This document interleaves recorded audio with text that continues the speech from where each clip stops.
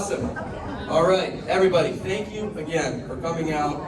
It was a beautiful day for you to come all the way out here to Schaumburg. To see this guy, Gary, was we really appreciate it. And so, to not delay any further, the man you've all been waiting for, the next governor of the state of Illinois, drum roll please, Mr. Gary Rabine. Come on up here, Gary. Come on up here.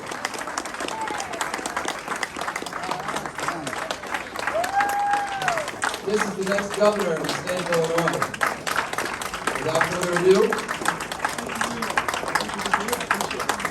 Gary Rabine. Hey, all right. Thanks, Matt. Man, I want to meet every single person here, and I don't have the doggone time. It bugs me. Because I really appreciate everybody coming out here and being here for us. We need every one of you, and every one of you has to duplicate yourself about 150 times over, all right? And all those 150 people have to duplicate themselves 150 times over, right?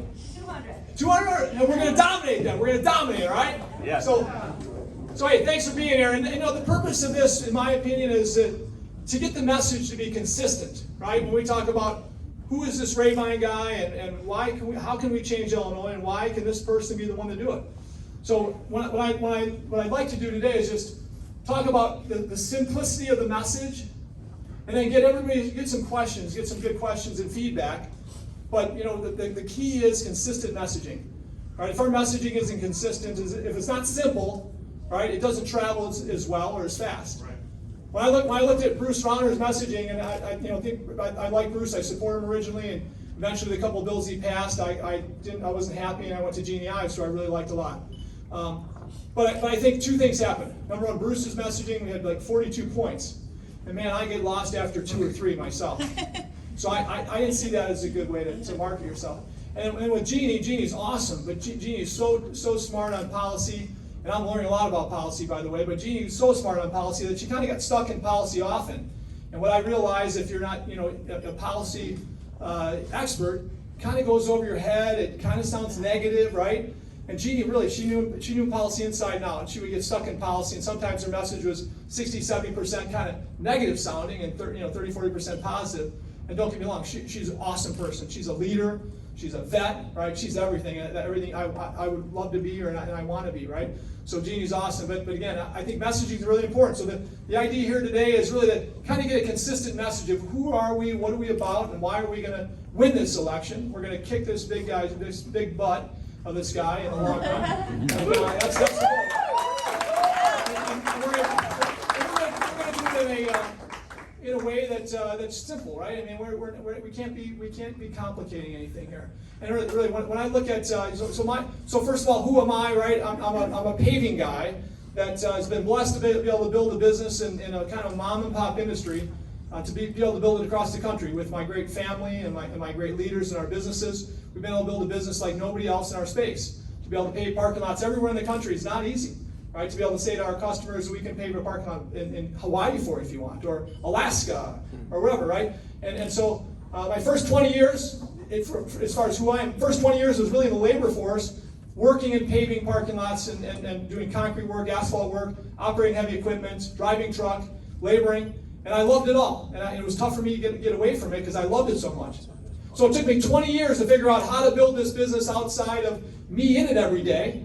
To build enterprise value, right, I had to figure out how to go get outside the business and figure out how to scale it, how to find great people and then duplicate those people, right?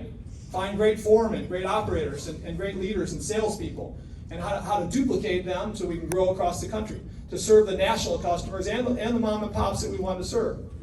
So in doing that, the first 20 years is all about labor, so I get labor. I get labor inside and out. And I love labor, and I respect people that work every day, and especially in climates like here, in cold weather, hot weather, and everything else. But the last 20 years, my track has been one where I've understood good states and bad states. So as I said, man, I want to pave parking lots all over Illinois. That was about 15 years in, and we did that. And eventually, 20 years later, man, I want to pave parking lots all over the Midwest, and we did that. So I had to understand the states around us and how I would work in these other states. And eventually it was, how do I pave parking lots? How can we pave parking lots everywhere in the country? Can we pave parking lots in every state in the country and run pavement jobs all across the country? I believe we could. So I had this kind of moonshot. Yeah, well, of course we can. And people said, no, you can't. You don't know the asphalt plants, the gravel, the gravel pits. You don't know the trucking companies. I said, we'll get to know all those, and we did. It took time, but we had to have that vision first, and then we had to build a strategy to get to the vision. And I believe it's similar to politics and similar to turnaround business and growing business. I'm very confident it's very similar to turnaround government and growing a stable government and a better government. What I look at in business and what I've learned is, boy, if you serve your customer better than anybody else in the world, you're going to have a lot of business. You're going to have a lot of opportunities to create jobs. And great business leaders do that every day. The best names that I know in business that started with nothing, that grew something substantial, learned how to serve others better than themselves. In government, we don't see that very often in Illinois, do we? No. But boy, we sure do in our neighboring states. I mean, Indiana's doing a good job serving, and they're taking a lot of our jobs, a lot of our people, a lot of our brain trust, our kids. Look at Florida, Tennessee, Texas, right? They're serving. And guess what? Most of these people they're serving are prior business people, prior outsiders that have come in to be leaders in government. And so that's my goal. So my thing is, my experience has taken me now the last 20 years in learning good states and bad states. To work across the country, we understand in the bad states, we don't want to buy a bunch of equipment and hire a bunch of people and grow to do parking lots in those markets. We'll engineer those parking lots, we'll project manage them, we'll find other vendors to subcontract to, right? But that's the way we'll do it in these states that are terrible to work in. Okay, in the good states, we'll say, man, we can actually, bring equipment there, bring people there, and build jobs there even, right? And we've done that in Dallas now, and we've done that in Maryland, and we'll do that in other places in the country. But we look at good states and bad states that way. And so as we've done this the last 15 years, what did we find out? Illinois has gone from 2006, 15 years ago, from the best state in the middle of the greatest country in the world when it comes to finding a job, starting a business, growing a business, to now the worst. So it's got to change. And watching this and watching these states do good things, not do stupid things, right? I've learned what it takes to do the right thing, although we've not been doing it, of course. So I've gotten involved in a few organizations, and these organizations helped me learn more. Job Creators Network, about 12 years ago I got involved in. Helped as one of the founding members of that, and it's still a board member today. Job Creators Network just searches looks at federal labor law and federal law that hurts jobs, and they go after them. We go after them and we try to crush them, and we do very often.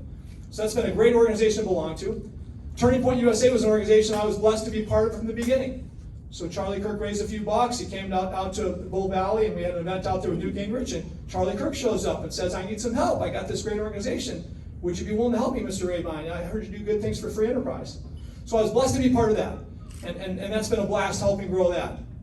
All right. Next was Republican Governors Association I got involved in, and what a blast that's been to be able to be on the executive council representing business in front of all the Republican governors, understanding all these cool things they're doing, and they're bouncing things off the business community nationally and say, how do we do it better? And to be part of that on the other side of that's been awesome.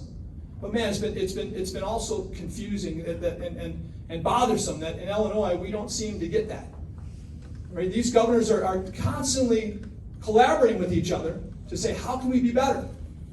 I think most of these governors are great governors. There's a few that I don't think are as good as they could be, that are Republican governors, but overall, some amazing all-stars on that side of the fence. So collaboration, in my opinion, is the key to success. It's been mine in business, where I seek out the best minds in our businesses, right, to help us be great. And I think it's the best thing in politics. When I look at, when I saw Kristi Noem come in the Republican Governors Association, and she sits next to me and Kim Reynolds, right, the Iowa governor, and she said, Kim, would you mentor me? I just joined this organization. I just won as governor. I need some mentorship, right? It was so cool to be sitting there watching them really build a relationship fast. And Kim's like, of course I'll help you. Yes, of course. I've read up on you. I know you. I love you. Yeah. So sure enough, they're very good friends today. And Kristi does an amazing job. So see DeSantis be mentored by Rick Scott, and DeSantis doing amazing things in Florida, right? I mean, he barely won against a socialist there. Yep. Barely won against a socialist. And look at the great things he's doing compared to what could have been there in Florida, right? Unfortunately, in Illinois, we've got a similar person in government that as a governor as they had running against DeSantis here in Illinois. I believe this person doesn't love America. I believe he doesn't love Illinois. I mean, he's from California originally. He doesn't understand work ethic, the Midwestern work ethic that we're all about here. So when I talk about who am I? I'm an outsider. I'm an entrepreneur and a small business person that I believe with my blessings and my growth in business have come to a point where I can do great things as a governor, as a leader in Illinois, with a great team. So my goal is to find the best minds in the country and the world, if it takes it, to bring to Illinois to change Illinois. So when I look at these things, and my goals, I'll tell you about my goals, and some of you may know them already, hopefully. All right, but the number one thing is job creation. We're losing 50,000 jobs a year in the last data in 2019. Probably more in 2020, and hopefully not that much. I'm guessing as much or more in 2021. But 50,000 jobs gone, leaving us, right? Think about that. Think about how many jobs, how many businesses have left if it's 50,000 jobs, right? It's crazy. A big business is a few hundred people. Think about that times 100, right? 150. So either way, this is sick, and we've got to stop it. There's ways of doing it. If we go back 15 years, we can see all the bad regulation that's been growing in Illinois that's inhibited businesses, small businesses, and big businesses alike in their thirst to want to hire people. So first and foremost, we're going to create 50,000 jobs a year by 2024. That's the goal. All right. Second, property taxes. We're the highest in the country now in property taxes. And all we hear about is maybe people on the right and the Republican side talk about freezing them. Or why the hell would you freeze them when we're the highest in the country? No, thank you. But we're hearing freeze. Oh, we're going to freeze property. That's a big thing. We're going to freeze property taxes. Are you kidding me? Freeze them at the highest in the country. Sickening. So we're not going to freeze them. We're going to crush property taxes. And when I say this, the goal is 50% or more by 2024. Okay? 50% or more. So you think about that, 50% or more, what does that mean? It means we still, if it's just 50%, we don't even get to the average of the country, believe it or not. The average of the country is about, if you think of a valuable home, a $300,000 home, we in Illinois are averaging almost 3% of the value that we're charging in tax. So that's $9,000 on a $300,000 home, right?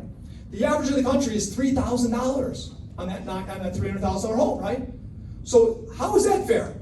That we're going to pay $6,000 more on that same house on average, right? On average. There's a lot of places in Tennessee and other places it's much less than that 1% even, right? So again, when we do that, my goal is the average of the country. So 50% would be falling a little short of that actually, right? But my goal is to go to the average of the country, and it's been done before. So what do I say? Okay, so by the way, when you do that, what happens to the property values?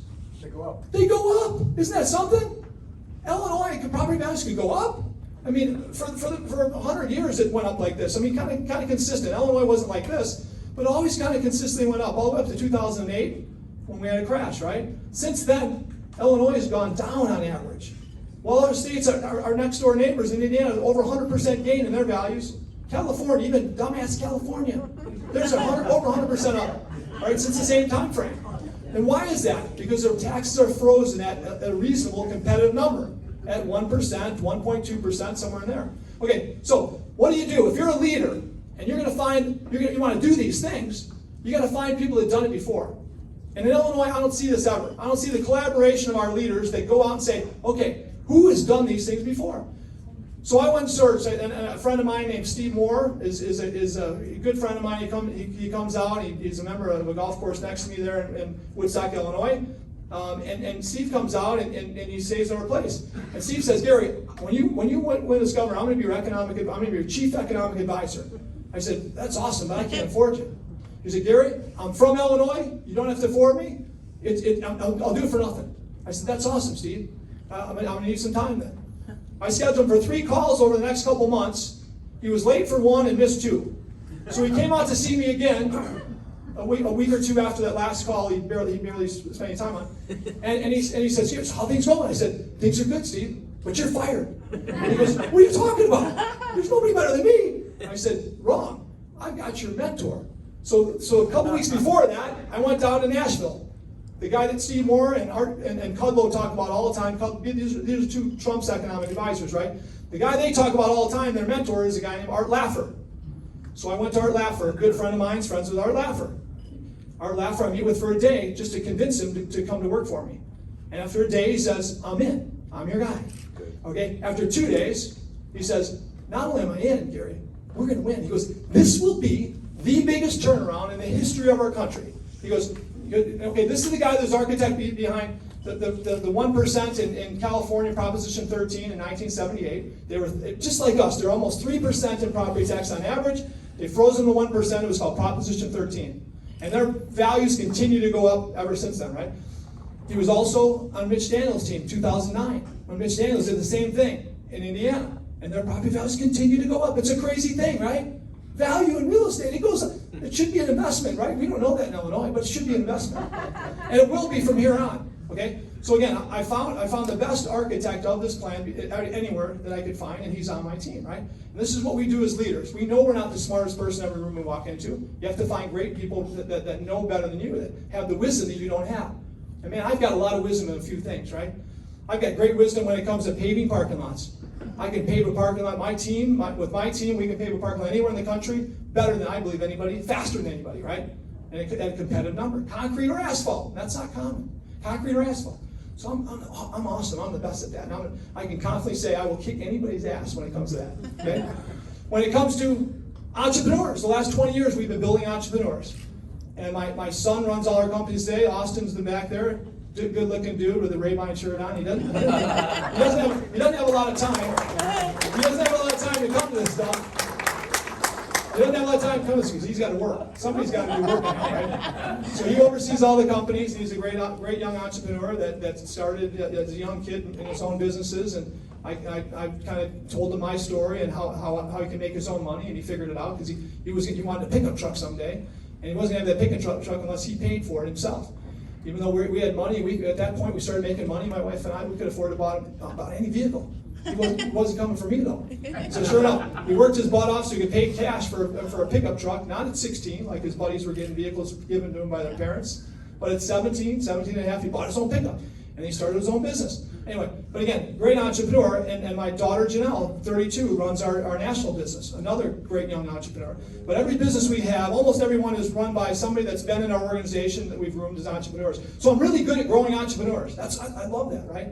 So when it comes to economics, I love economics and business, and I think they correlate to government. But I'm not the best mind in the world at that.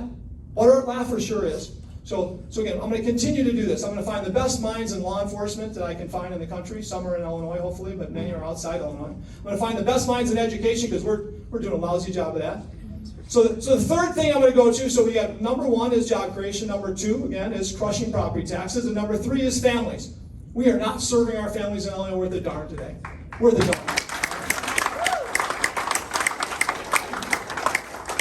How crazy is it, right? We're passing laws, right, that allow criminals and trespassers to come to our house, sit on our front step, and threaten to do whatever. Right? As long as they don't like stab you or anything, the cops can come when you call them, and they can talk to them about leaving. But if they don't want to leave, they don't stab you or anything, right? They can shoot you. They can give a ticket for trespassing now. This is the law that goes in place July 1st, right? So think about this: how do we protect our families when we can't, when we don't have any control of our own property, right? Same with store owners now. Store owners, somebody can come in, they could be doing crazy things, threatening people, whatever. As long as they're not shooting anybody or stabbing anybody, they're not going to be thrown out. Cop will come, they can issue them a ticket. Okay? This isn't law enforcement anymore, right?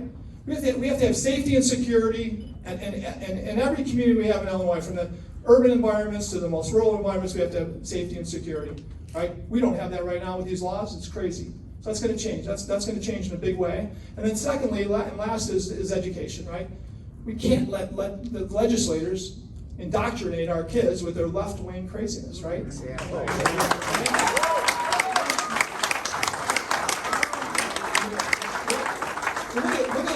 at this last bill, right? It says that they're going to teach sex education as in kindergarten, first grade, second grade, and third grade. It gets pretty intensive. This stuff. I won't even say what they're teaching, right? It's so gross that they don't believe as parents we can handle that ourselves, right? That we should have a stranger, a teacher that it's not part of our family, educating our kids on sex education, kindergarten, first, second, third grade. This is stupid. This is ignorant. This is evil. It's evil, and it can't stand, right? So serving our families families is the most important thing of all, right? We kind of do that with those first two things, right? If we create jobs, families gonna stay here. I was talking to Paul in the back here. I just met Paul today, and Paul's telling me he's got 4 kids and 2 of them are gone. 2 of them he's hoping they stay right in Illinois because he likes Illinois, right? And I got 4 kids too. We're blessed. We have these businesses where a couple of them want to be in the business, but boy, you know what? I can't demand my kids to stay here either. They're independent minds. I want them to stay in Illinois. This is my state. But it's not easy keeping them here right now. It's not easy keeping our businesses here. So as we look at our businesses, we got about 11 companies here out of Illinois. And really, we look at this, and Austin would be bouncing this off me, as all of our leaders will, and say, dude, we shouldn't be here. We're losing X dollars by staying in Illinois. We've got these liabilities. We're getting stupid lawsuits that we have to defend, frivolous lawsuits that don't make any sense. But lawyers will take on these all day long in Illinois because they think you're going to settle. So again, we have more liability, less opportunity for profitability, and more risk overall, right? In Illinois, on 6 to 8 of these companies, they really shouldn't probably be here. But I'm fighting, and I'm saying, we're staying here, right? We're fighting to stay here in Illinois. And I can't do that running my businesses, unfortunately, and I'm stepping up because I love the state. I believe that God puts us in a position to do things that we're ready to do. And I've got, it's 4 awesome kids and 2 awesome grandkids, another one on the way. Where's Jordan at, the little pregnant girl? Oh, she's right there. Oh, I didn't see her. Oh, I missed her. So Jordan's got 2 awesome kids now, another one on the way. And again, I want my grandkids to stay here. I've got a grandson, Lincoln. That's his name, right? Lincoln. Lincoln's my 5-year-old, right? And this kid is so cool. And I want to be able to look at Lincoln and say, okay, Lincoln, a great name like Lincoln, named after this awesome guy, Lincoln, right? That was such a great Illinoisan. And I want to be able to look at Lincoln and say, Lincoln, this is the place to stay. And 15, 20 years from now, I don't want to look back and say, too bad, maybe I could have done something to help you out. Is Lincoln here? Lincoln's not here, is he? He's not there. Hey, where's Lincoln at? Where's Lincoln? Hey, Lincoln. Where's Lincoln at? Get him up here when you can. But anyway, seriously, so Lincoln needs to be a man of the state of Illinois, right? The land of Lincoln, right? Land of Lincoln. Come here, Lincoln. Look how fast he is. Whoa, wait, you didn't have your fast shoes on. Did you see how fast he was? He just got sandals on. Get over here. If he puts his fast shoes on, you wouldn't even see him fly by you right there. He's way faster with his fast shoes. But sandals, he's pretty fast too, I see. I think, hey, Lincoln, are you going to stay in Illinois? You want to be in Illinois the rest of your life? Say yes or no? Yeah. So my goal is, again, my slogan is paving the way to stay, right? Paving the way to stay. I'm a paving guy, right? We got to stay, and we got to change the laws in Illinois, and we got to make sure that we do the right thing so everybody here wants to stay here, right? When we have value in real estate, right? We have value in private property. Wouldn't that be crazy? When we have safety on our streets and security, and we're creating jobs every day, like we should in Illinois, we're going to stay. We're going to want to stay, right? So let me hear us all together, paving the way to stay, but loud, okay? And Lincoln, you're going to head it off. 1, 2, 3. Paving the way to stay! Oh, wait, go ahead. One more time, a little better than that, right? 1, 2, 3. Paving the way to stay! Yes!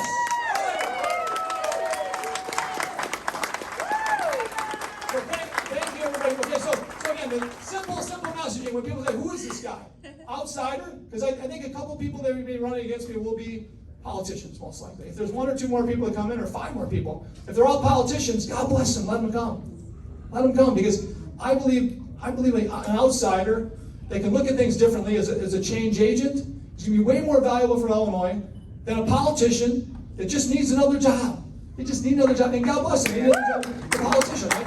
I don't need this job. I want this job because it's going to be so fun with the team I build to make this state the great state it deserves to be. The best state in the middle of the greatest country in the world is what we once were, and that's who we're going to be, okay? With your help and a lot of help from everybody you know. Like I said, just 150 friends, that's all you get, okay? You're in? You're all in?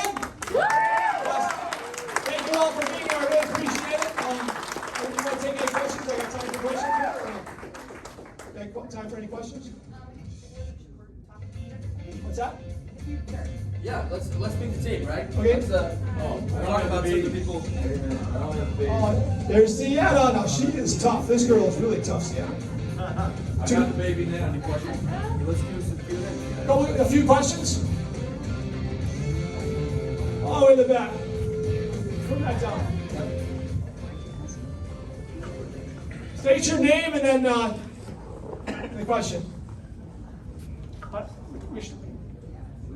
So, I think that you're wonderful, Gary, and I can see many of the Collier counties are voting for you in the whole state. The city of Chicago is the real nut to crack. What is your strategy to win over a very liberal city of Chicago and also all of the black and brown communities? Yeah. So I've been consistently hitting radio shows and stuff. I got to do a lot more of it. But I've been in the I'm in the Inglewood neighborhood, the West Side Austin neighborhood, and I'm going to continue to hit those areas. People say, don't waste your time. It's a general. Don't waste your time there. Or it's the primary. Don't waste your time, right? I say, no. I'm going to spend time there now. Because what does it look like if you don't spend time there until the general? Okay, now I need you, right? No, I'm spending time there now because I have to. But here, I believe. What's your name? Heidi. Thanks, Heidi. Okay, thanks. Okay, so I believe that the people I talk to are sick of the lawlessness. I mean, in these communities, people say, well, in these neighborhoods, these laws are coming from these neighborhoods. They're not. I mean, defunding the police is something that these neighborhoods want? No way. When you talk to the people in these neighborhoods, they don't want this, right? And the defunding message has been changed, right? They figured out defunding wasn't a good message, even for the left side. Nobody's for defunding, really, right? I should say nobody, but very few people. So what's happened is they're not defunding the police; they're ruining police. When I talk to police, and we talked to police the other day, a couple different departments again the other day, and we were trying to talk to police a lot because I'm so upset at these great people. They grow up to be heroes in their communities, right? And they love doing good things. That's what they go to work every day, thinking maybe they can help somebody, save somebody. And we're putting them on their heels. We're taking all real law enforcement away from them, and we're giving them all the liability and risk, each individual. And by the way, in this new law, any of us in this room can complain about Officer Johnson, who we may know or may not know. Let's say some officer in our community. We can say it's a bad guy. He assaulted. He said something really mean said something racist to my son, my daughter, and without any evidence and hearsay, they can. That police force has to bring him up on charges. Without bringing that person that said the charge into the room, right? And they can fire him for that, right? And by the way, anything they do wrong, they're 100% liable for. So good police aren't going to be there long with this craziness. This is the same thing as defunding, only worse. They're ruining their careers and they're putting their lives in jeopardy and their community's lives in jeopardy, right? So we got to go to these communities and talk about these tough subjects. And I believe that this, when it comes to security, it's not there anymore for these communities, right? When it comes to education, how fair is it that in Inglewood neighborhood, about $8,000 or $9,000 goes to that kid's schooling per year, and in the North Shore, like $23,000 goes to that kid's schooling, right? How fair is it that they have no choice at all to go somewhere else when they have a terrible school down the street, right? They gotta go there. That's wrong. When you get a terrible grocery store down the street with stale milk, do you have to go there? No, of course not. So why should you have to, as a family, put your kid in a school that's terrible, right? We need to change that. In other words, I believe the inequity in the amount of money that these schools have per kid is ridiculous compared to what we have in Collier counties that have more money. And I believe that the fact there's no choice is ridiculous. So we're killing these communities. So these things are bugging these communities more than I've ever seen. And guess what? Taxation too. That property tax thing isn't only affecting us in the Collier counties. Right? I'm going to a place in Inglewood neighborhood, in Austin neighborhoods. They're paying 10, 12%. We said 3% is the average. That's because some people have a gig. They're getting 1%, 1.5% the average, let's say, because they're tied to Madigan's lawyers, right? And then you've got the Inglewood neighborhood, West Side of Chicago. They're paying 10, 12% down. $100,000 house, they might have $10,000 or $12,000 a year in taxes, right? That's unsustainable. It breaks them, right? There's no way they can afford a place. So many things in the urban environment we're talking about that are resonating. I'm going to continue to do that. So thanks for your question. And one more question, because I would like for Gary to kind of get to meet everybody. Two more questions. All right, two more questions. Right here. You got a question? No? What is your stand on mandatory vaccines? So what is my stand on mandatory vaccine? I think it's total garbage. Yeah.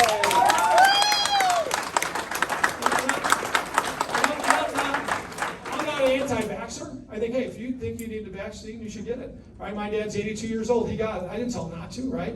I've had COVID and I've got the antibodies and I'm not getting it. I've got my kids, my pregnant daughter. They say she should get it. It's crazy. She's smart. She's way smarter than I am, actually. She should be here. So she knows that she would never get it, right? And this little guy's not going to get it. I mean, again, if you've got health issues, right, and you're a big risk, of course you probably. I mean, I should say of course, but you probably should, right? But again, when we look at pregnant people that already have had the virus and have antibodies, why would you get it, right? Young people. Okay. Okay, when this thing first started happening, again, I used my network to network across the country with some of the best minds, actually across the globe. Think about frontline doctors. Have you guys heard of them?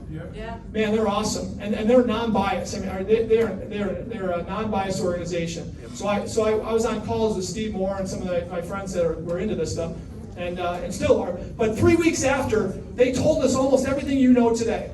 3 weeks after this came out, before we shut down our state and the country, right? Right before Easter. I guess we shut things down, but we're making a decision whether to shut everything down more, right?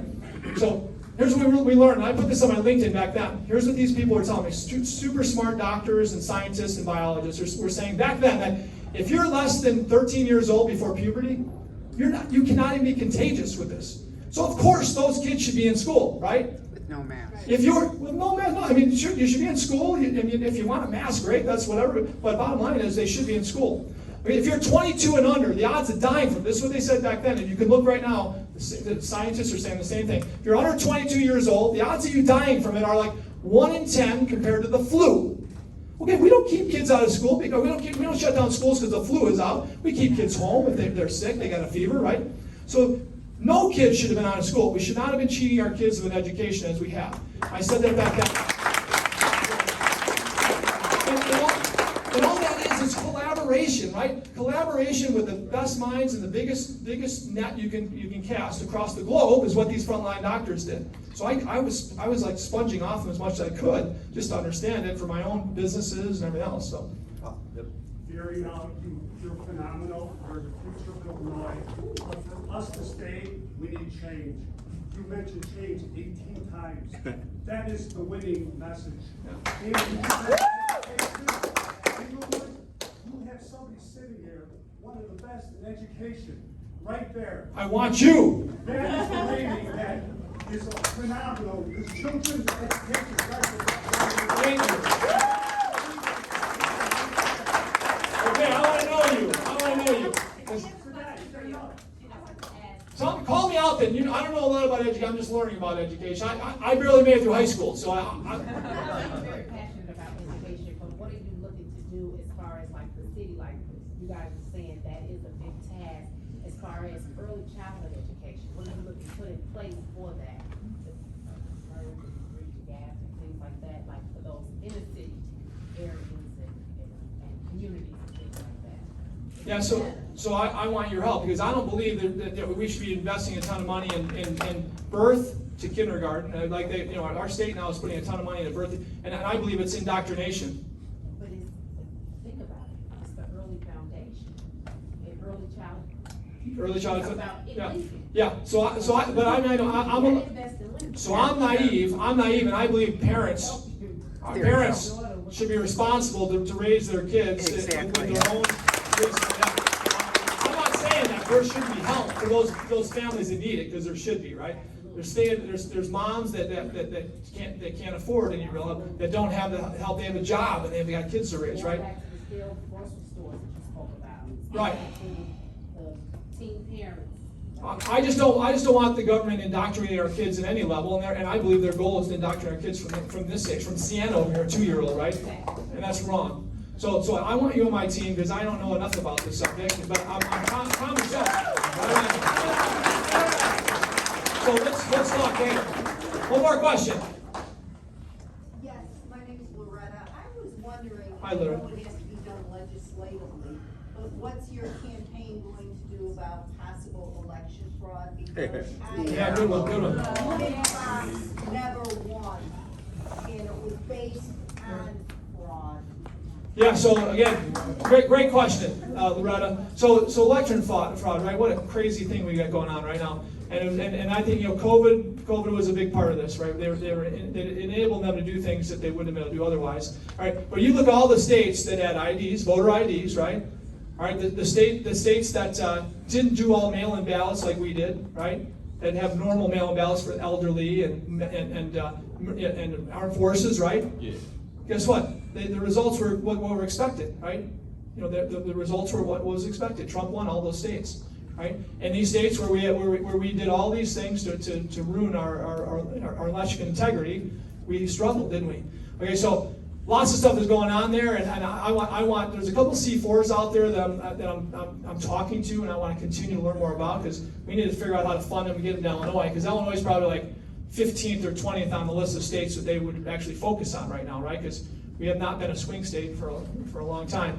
So again, there's a couple other things though. There's youth and there's people like everybody in this room that we need to train to be election judges in these markets where we know where there's fraud. And then we need to raise money for lawyers as well. So we have those two things we have to get stronger at. We have to have election judges, and I believe that I got some relationships with some great organizations that have hundreds and actually thousands of kids now in Illinois that I think we're going to be able to train. But we need people of all ages to say, hey, I'm in, put me in, I'll be a judge. And then we need lawyers that jump on to say, we'll help you in the markets we know there's going to be trouble. Because that's a big question, and we've got to solve it. So I appreciate that, and any experts there, we're learning as we go. So thanks. All right, cool. That's it? Yeah, All right. we got some announcements to make though. Got some announcements to make? Yeah. Let's hear it. Well, so I can grab this. Thank you. I could talk loud. We can sing karaoke too. But so I'd like everybody to take out your phones if you could. Okay. My name is Matt. I may have met some of you earlier. What we are going to need help with, one of the things that I do on the campaign is we try to put together volunteers, interns, the grassroots across the state. And we need to build an army, right? We need to take on J.B. Pritzker. We need an army of people to do that. He's got a lot of money. We're going to have a lot of people, all right?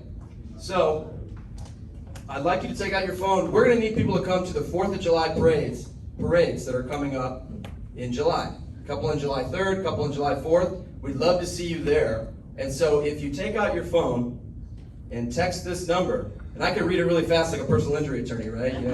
Or I can say it a couple times, but the number is 815-205-3257. Again, that's 815-205-3257. And if anybody needs that number again, come find me, but text the word parade to that number if you'd like to join us on the 4th of July weekend.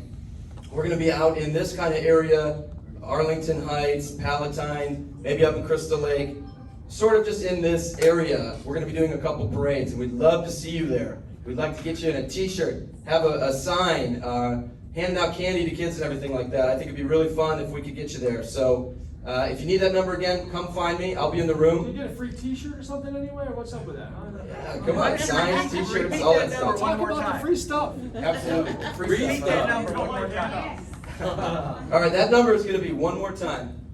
215. No, that's wrong. 815. You're gonna send them to your house. Yeah. All right, it's 815-205-3257. And I'm getting text alerts as it's coming in, so it's hard for me to read. But I have people texting already, so thank you. If you need that number again, 815-205-3257. And thank you guys again. And now I think it's a great time for everybody who stuck around. Gary will be here for a little bit. We've got pizzas coming at 12:30. We've got Giordano's. We've got sausage, cheese, pepperoni. We've got drinks. So I know it's a little hot in here, right? But there's, imagine when we turn up the heat on J.B. Pritzker, right? That's pretty good. There's a lot of sweating going on there. Lots of sweat there. Okay, hey, real quick though, again, those three things, don't forget them. When people say, what's this guy about, right? It's job creation, right? Let's hear it. The way to change. No, not yet. Okay, well, change is all part of this, okay? Wait. Hey, Larry, shut up a minute, Larry. I love you, buddy, but hold on. Number one, job creation. Number two, right? Property tax, crushing it. Number 3, serving families. Simple as that. Serving families, those 3. Well, it's all about change, of course. Thanks a lot. Paving the way to stay. Remember that one too. Paving the way to stay.